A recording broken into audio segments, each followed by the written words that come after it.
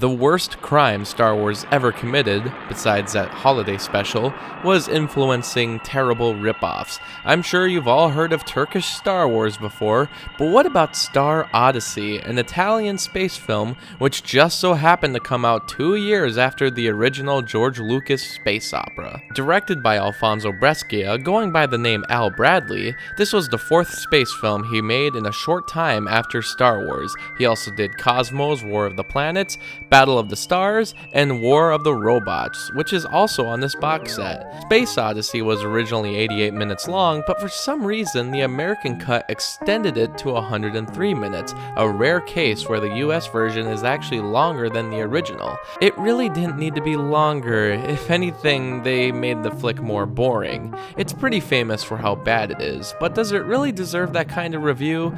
Well, yes and no. Basically, it's about these aliens coming to Earth. They start enslaving mankind while the main ruler has a face that looks like a waffle iron, so I'm gonna call him Waffles. He is actually in the process of buying planet Earth at a space auction, because I guess already inhabited land can be claimed by others.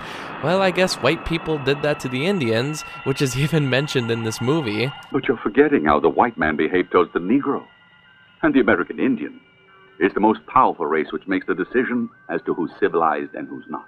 So Trump's Space Force enlists the help of some old dude who apparently possesses the power to stop the alien bad guys. He can manipulate people's minds and use telekinesis, which I guess is their version of the Force. One of the cadets is enlisted to break out 2 prisoners, scientists who were working on a way to destroy Indurium, which is some kind of metallic substance that the alien chips are made of. By the way, this movie also can go by the title Metallica. Now that's awesome. The old dude has a niece who I guess is supposed to be a princess. She's not made to look futuristic or anything though, she just looks like a medieval times character. In fact, besides some of the interiors, there's not a lot done to make this look like the future. There's a boxing match between humans and robots, which takes way too long to finish, and yeah, that's really weird to have in this movie, isn't it?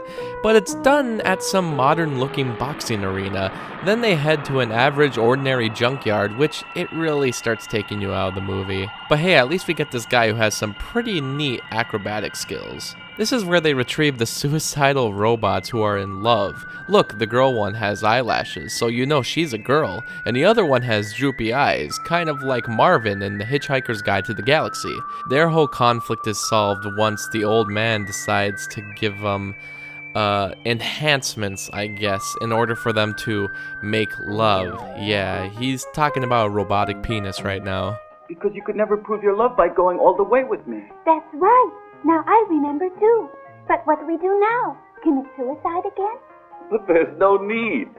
I can make some little design changes, adjust a few details. Anyway, there's countless fights that, while enjoyable for the obnoxious cheesy quality, go on for way too long. There's countless scenes of exposition and more fighting. And then there's a super anticlimactic space battle. It all drags on for way too long, which is too bad because the one thing they were getting right about Star Wars was the colorful range of different characters, but they never get fully developed, and most of the talking is saved for explaining stuff we don't care about. Star Wars was all about pacing and fun, not about 10-minute scenes of exposition followed by overlong, boring fights. Star Wars also had better music, where this ripoff only has a crappy melody and then the rest of the film is silent. Some of the battle sequences go without sound effects altogether. It becomes really off-putting.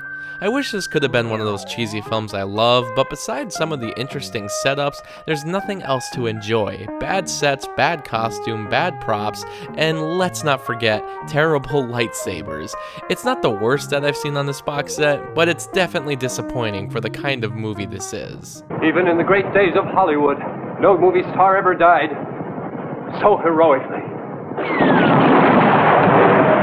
Thank you for watching the video. A special thanks to Chris, Lucas, and Ryan for supporting me on Patreon. If you'd like to be like them and get exclusive access to content and blogs, and even request reviews monthly, please click on the Patreon link, and thanks for your support.